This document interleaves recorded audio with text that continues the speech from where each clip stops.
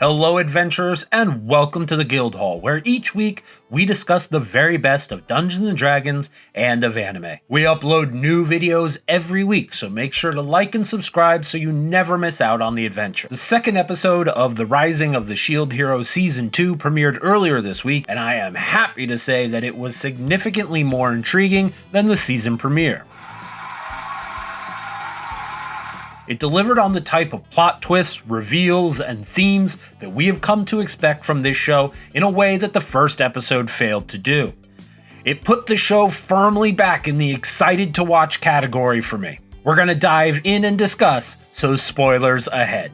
In this episode, we started off learning about the existence of the 7-star heroes. They appear to be a second tier of heroes who are spread out across the different kingdoms. Interestingly, the Queen informs Naofumi that several of them, like himself, were summoned from other worlds. This helps to answer a lingering question from Season 1, which was how were the 4 cardinal heroes expected to work together to fight the waves if at the same time they were supposed to be fighting the waves all across the world. While reportedly not as strong as the 4 cardinal heroes, these auxiliary heroes could serve as essential reinforcements. We also meet Ost Horai, the cloaked woman from the season premiere. It turns out that this mysterious woman is in fact the concubine of the now deceased king of the Spirit Tortoise kingdom and the currently serving regent. More importantly though, she's actually a familiar to the Spirit Tortoise in human form. She reveals to Naofumi and the assembled leaders that the bats and the yeti are also familiars and are tasked with collecting souls to fight off the waves of calamity.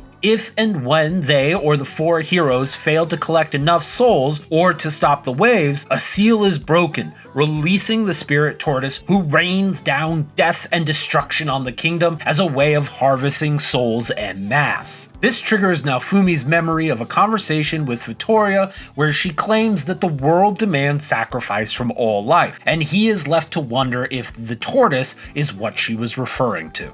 Ost Horai also reveals that the seal was not meant to be broken, but does not know how or why it was, and that the tortoise is likely not acting of its own volition. This is clearly not what is supposed to be happening. Later in the episode, Naofumi and Rafalia have a conversation alone on a bridge once the sun has set. Considering the questions I had in my first video about Season 2, I'm so far pleased to see that Rafalia is not taking a back seat. By now, the cast of supporting female characters is growing steadily in each episode, making it easy for them to all glom together in something of a forgettable mass. Still, the show takes the time to keep Rafalia front and center. She is the only one to accompany Naofumi to the meeting with the Queen and the other leaders, and the conversation between the two of them shows that Rafalia's role remains Naofumi's closest advisor and occasional course corrector.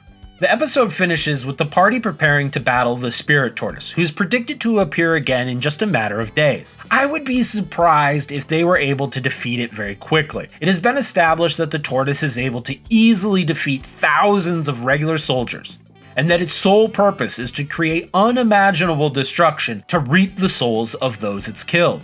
At the same time, it is also clear though that the bigger villain is the guy wearing glasses, who I suspect is also the one spreading rumors in episode 1, who we see briefly in the opening credits and who makes a very brief cutaway shot appearance here in episode 2. Stopping the Spirit Tortoise seems like a short-term necessity, but killing it sounds like it would have massive ramifications regarding the waves and the balance of the world. Also, remembering back to Season 1, when Naofumi gave the other heroes a serious lecture for killing the dragon, this plan to kill a legendary monster seems a bit out of character. It'll be interesting to see if Naofumi and the party do end up killing the tortoise, but my guess is that Rashia discovers information on how to stop the tortoise after being sent by Naofumi to the library to find more information. This would progress Rashia's story as well as make for a dynamic race against the clock to get Naofumi's the information he needs to stop the attack. Like I said at the top, I found this episode far more entertaining than the season premiere. It delivered on all the things I was hoping for and got me excited for the series again. What I found particularly interesting was being able to see the added levels of complexity to this world and its relationship with the waves of calamity.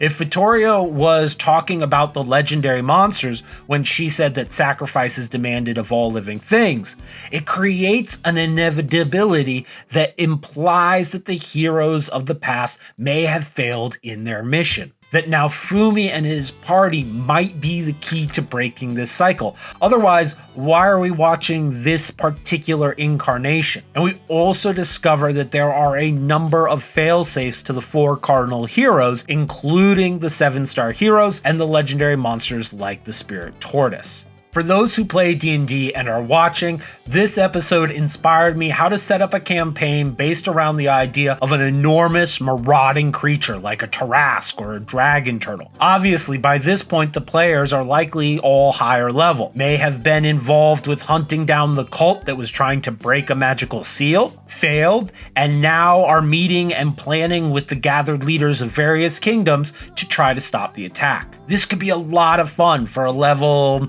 maybe 10 to 15 party, perhaps, as the party's decisions will have clear ramifications on multiple kingdoms. All in all, this was an episode I would give 4 out of 5 stars. Yes, more than half of it was just a conversation between Naofumi and the other leaders, but I think it set up a lot and created again a very interesting and dynamic story to look forward to. It had solid animation throughout, intrigue and plot development, some fun montages, and some great background music as the party prepared for battle. Most importantly, it got me amped for episode 3 and to see what is to come.